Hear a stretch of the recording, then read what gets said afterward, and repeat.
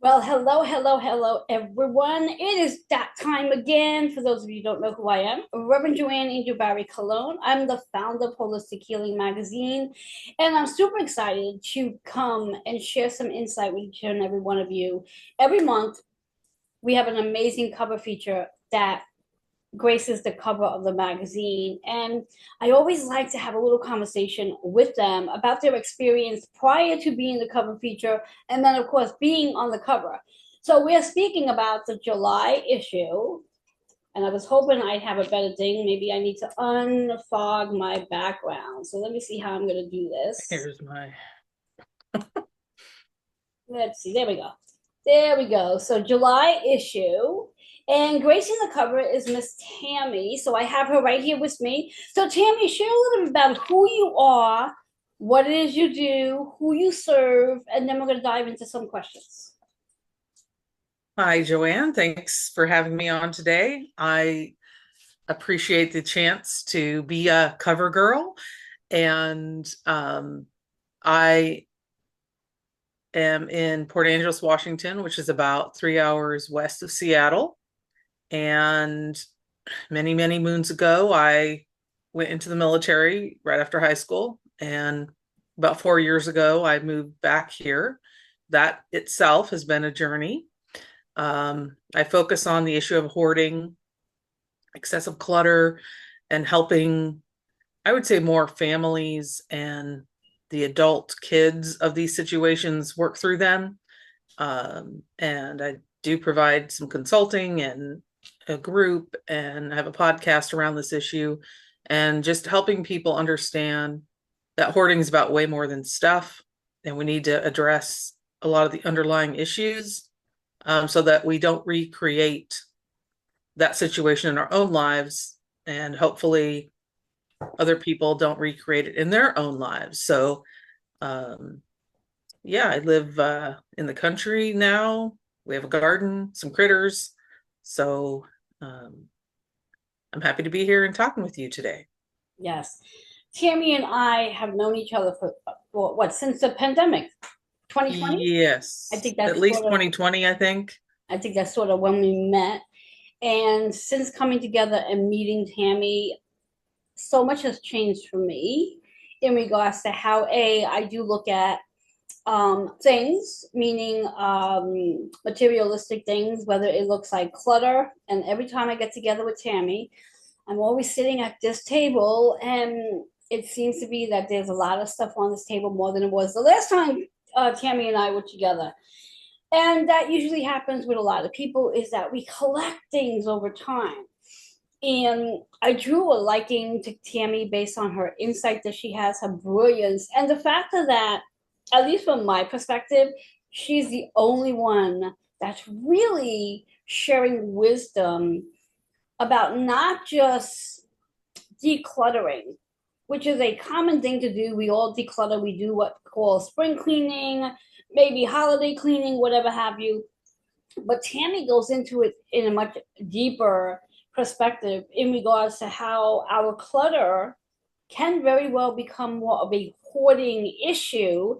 And it's a very sensitive topic that you can't necessarily just walk into someone's house, especially if it's not your own. Maybe you're going to see your mom, or you're going to your sister's or a friend's house, and you just notice that they just have a lot of stuff, and it's not a topic you can just say, "Hey, what you doing about all of that?" and let me help you come clean it out. And one of the reasons why I took such a liking to Tammi is because she gets into the root. And a big part of it is just, as I always say, we often go through our own experiences. So we have the wisdom to share the hands on experience. And she's definitely experienced a lot of wisdom over her time on this earth. And she has shared some amazing articles in every issue from when holistic healing was first founded back in March, and every month, whether she is writing an actual new article for us, or I am recycling a previous article just to make sure her articles are in the magazine every month, so people who did not get a chance to see an issue and read her amazing articles, that they do. her most recent article in the July issue, and I have it here and I penciled it so I wouldn't have to sit looking for it. There's a whole interview about her, which we're going to talk a little bit about. And then she goes on and speaks about her story. Just want to make sure I have it right. Do I have it right? Yes. She speaks about her story in regards to what it is she does. And it's just brilliant, the work that she shows up with. So I want to find out from Tammi, since being the cover feature. Now, Tammi, did you, prior to you and I having a conversation about you being the cover feature, did you ever have that deep desire to want to be on the cover of a magazine? I don't know if it's something I really put a lot of thought into, but I know a couple other people that had magazines, and I thought, interesting, that might be kind of cool to be someday. Someday I'll be important enough or have spoken enough or made that big connection. Someday I'll be, there. But it wasn't really a priority. But then once we started talking about it, I was like, hmm, I like the title. I like holistic healing. I like that because that's what is required, I think, to change our lives is to come at it from a holistic perspective. So um, I ended up being pretty, I guess it's a little intimidating when you think about it. But I also started to be kind of excited about it because um, that was my first experience. And also um, it lends some authority, some credibility to um, what it is you're trying to do in the world. Yes, I totally agree. Now, of course, when I founded the magazine Holistic Healing, the first issue, it only made sense that I would grace the cover of that magazine. Now, prior to gracing that cover, I've been on several over the years. And to me, it was like everybody wants to be on the front cover of a magazine. At least that's the way I thought. And I refer to that position of being the founder of the magazine and the vessel for anybody else who had just a slight thought, like Tammi was saying, that maybe someday she would have spoken enough to have graced the cover. So that someday came about in July, where now she is on the front cover and explore transformation, which is what she really does when she's doing the work that she does, um, as someone who helps people declutter, who has solutions for hoarding. And it's not just, when I use the word solutions, it's not just, well, a list of things to do. She literally has a whole referral list of people she works with to help people like myself and you who may have or know somebody who does have a hoarding issue. And it's not an easy thing um to admit to when it's like, oh, maybe I do have a hoarding issue. Maybe I do have one too many pieces. And I know if anyone's listening, that this is not humanly possible to even say, but maybe I do have too many crystals.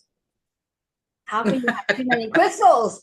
Well, I guess somewhere along the line, it gets to a point that you could have too many crystals. So, yeah, so I'm so excited that she said yes, for one, because like Tammi said, it could be a little intimidating to be on the front cover of a magazine because now there's a sort of like reputation you have to uphold now that you've been faced on a magazine. So, what has this experience been like for you being on the front cover? Well, I was excited to see it come out. I was excited to write, some things to that would be included. And there is some kind of a confidence building that goes on there when someone it's important for you to know that you're valuable and what you're doing is valuable, but I think it's also um, very reaffirming for someone else to say, hey, by the way, I like what you're doing. Because of that, I like our connection. I'd like to help you grow more in what you're doing. And so I think it helps me be a little more confident in what I'm trying to do in the world.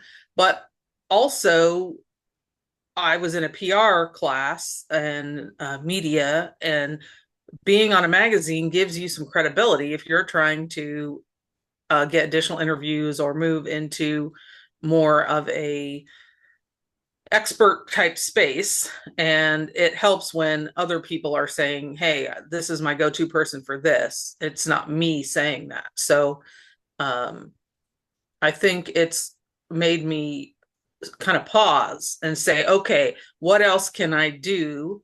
How else can I utilize this to make more connections? And that's kind of my tagline. It is connect, transform, emerge.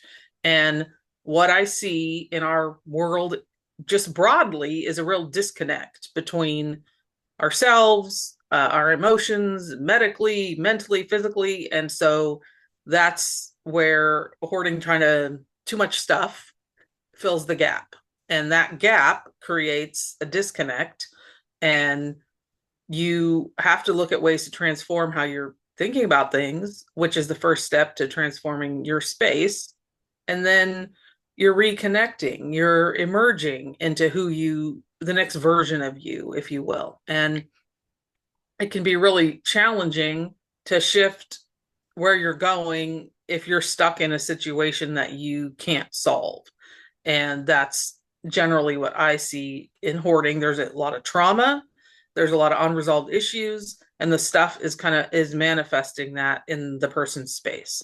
And unless you're addressing what's happening underneath, you aren't going to move forward. And for me, it was the same with being on the magazine. Like, I had to address Tammi issues. Am I worthy of this? Is what I'm saying valuable enough to be in a magazine? Would anybody buy it because I happen to be part of it?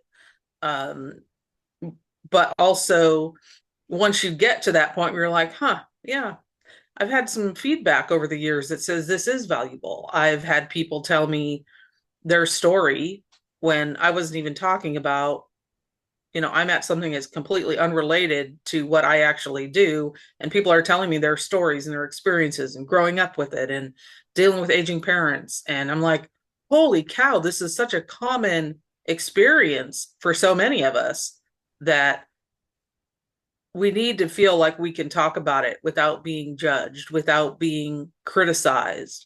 And even the person with the hoarding issue, they don't really want you to come in there and tell them what to do. They want to be heard, they want to be listened to and understood. But on the flip side of that, a lot of times people who have an issue don't realize they have one.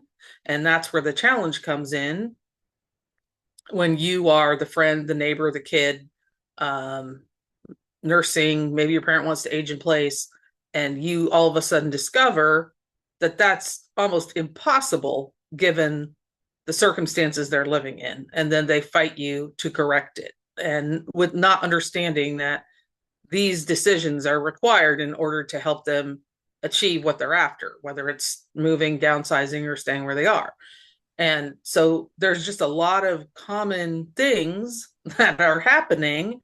And particularly if you are, you know, 30 to 60, you might be juggling family and an adult parent and a mother-in-law or a father-in-law, or, which, by the way, I've heard a term recently where they call them daughter in love or son in love instead of law. And I love that. Yes. Um, Yes. because there is a connecting there. Yeah. But you do have to you have to explore where you are, and you have to look at where you're trying to go.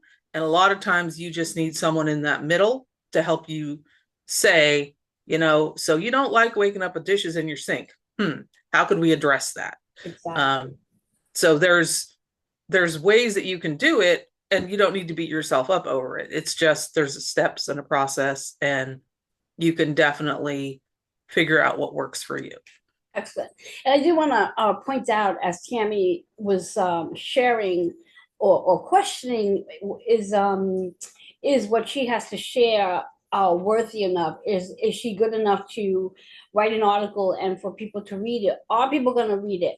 Well, the answer to Tammy's question, and I love the fact that the organization that I print my magazine with literally gives a sales statistics in regards to how many people have viewed the magazine, how many people have purchased the magazine, and July's issue, we have sold the most issues since March. Oh, wow. We have 270 people who viewed this magazine for July. And every month the magazine is growing. Where last month, I believe the viewings, let me see if I can pull up last month's. Why not? Let's see. That's great though, because then you can measure it. You can see that your message is growing, your impact is getting out there. Yes, exactly. So, and last month we had just as many viewings as we had for July. So, and we had more sales in July than we did for June. So, yes. So, is Tammy's articles worthwhile reading? I definitely believe so. And very knowledgeable. She provides tips, she provides insight. And every article, obviously, there is a link where you can connect with her. That if you happen to, even if it's just a matter of trying to organize your space, that it does not become of a hoarding issue, Tammy is definitely somebody to reach out to. So, Tammy, I have one final question regarding you being on the cover, and also as being the cover feature. Tammy is also one of our elite contributors, and an elite contributor is somebody that contributes a article, whether it's monthly or bi-monthly. But as I said earlier, with Tammy's articles, if her article is not in the following month, I recycle one of her articles. So there's always an article of Tammy's in an issue. So as an elite contributor, when I invited you to become an elite contributor, what was that invitation like for you? What was going on in your head besides the fact that you were questioning on, are you good enough? Is the information you have to share worthwhile? What was that experience like for you? And what is your I'm gonna ask, like, what is your like outline, your reference to how do you prepare your articles that you want to write? So it's encouraging. As a writer, I've been writing various things since I was a kid, and actually, my business journey about hoarding started with a blog. It didn't start with anything else because that was the least visible way to a start.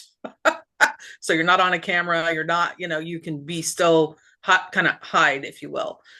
So it was encouraging to say, oh, articles. That could be good. That could be fun. I like to write.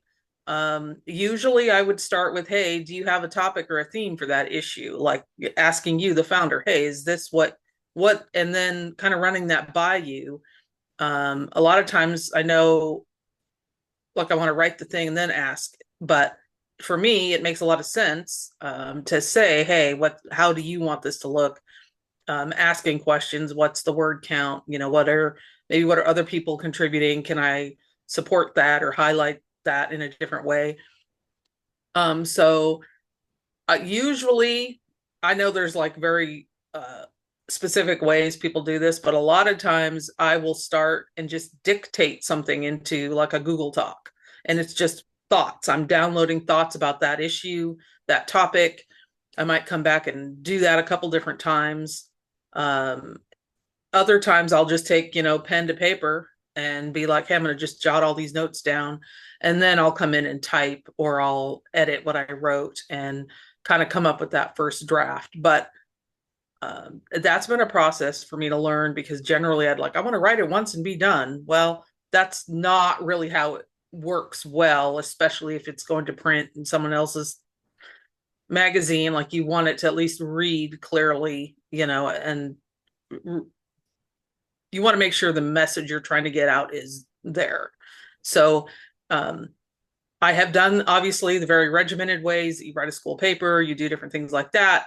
But now as an older adult who gets some joy out of that creativity, it works better for me to just kind of download everything and then kind of come back in and pull from that. And also, not everything makes it into that article, right? So now you have it recorded or documented and you can use it elsewhere because it maybe doesn't all fit, but it helps me condense it down because generally you have a word count that you need to be focused on. So um, that my process is probably not as um, focused as, and it may not work for everyone, but for me, I mean, I can have a thought in the garden. I might have a little note. I usually have a little notebook and I'll just Yes, jot it down sometimes. So, exactly. um, and getting up, take a walk, do something a little less intensive. And that often will give me that aha moment or that title or, oh, I need to include that. So kind of stepping away also is really helpful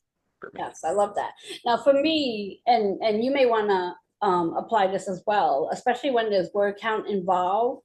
What I love is because I like to write, and sometimes I can go off on a tantrum and write a 1,000 word article, and not all magazines want 1,000 words. They want 700. So it's like, how do you take 700? How do you take an article that's 1,000 words and trim it down to 700? So what I do is there's a part two. Mm-hmm. So there's no need to trim. It's indicating at the bottom of the article, look for part two in the next issue, which then also gives the reader the knowing that, oh, I have to make sure I get the next issue because part two is going to be there so I can continue reading on. So to me, it's like it almost encourages the reader to know, okay, I have to look forward to the next issue because Tammy's going to write another part to this article, and I want it. So I love how your format is, and that very similar to my format. It's not necessarily about, well, I have a specific topic in mind. It's, well, okay, sitting in a garden, driving your car, doing a workout. All of, all of a sudden the ideas pop in. It's like, oh, let me jot it down so I have it, and let's see how this works out to be an article. So I love that idea. My final question for you, for anyone who is going to either A, be invited to become an elite contributor, or someone who is looking to be is going to get spotlighted or show up on the cover feature, what advice would you give them upon accepting the invitation? Well, I would really consider what's your motivation. Are you looking to grow your audience? Are you looking to grow your message? Is it the first time you've ever experienced this? Do you resonate with the author, the founder or the topics at hand in the issues that you've read? I would definitely recommend reading some of the prior issues if you can, just to get a feel for how it flows and how you want to show up in there. Also, I would recommend starting your photography if you don't have professional photography, or if you have someone who is good with the camera, to start that journey early because I can't tell you how many poses that I went through to come up with something that would work. And it was fun to actually do that.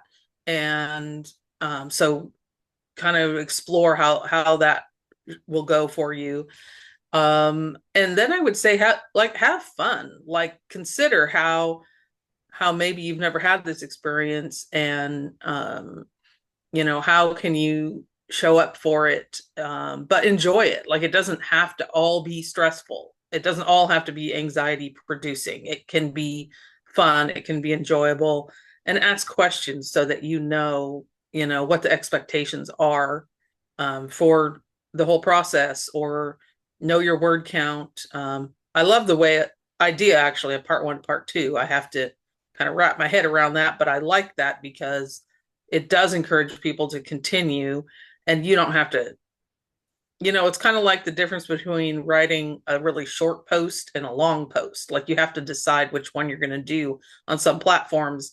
And I get really frustrated when I'm like, oh, I have to shorten this one. But it just I would say just kind of relax into it, and you will enjoy it. You will have fun, and you will actually be helping other people in that process.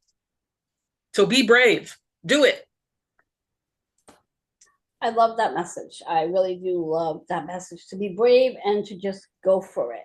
So I want to thank Tammi for again being our cover feature for July, and for sharing her wisdom and being an elite contributor as well. And I'm hoping that she will continue sharing her wisdom in our magazine each month because, as I said earlier, she's probably one of the only people that I know who does share about hoarding at this level. And it's not just about decluttering. We hear about decluttering all the time. We hear about the process of feng shui, but this is a really different overall topic on its own.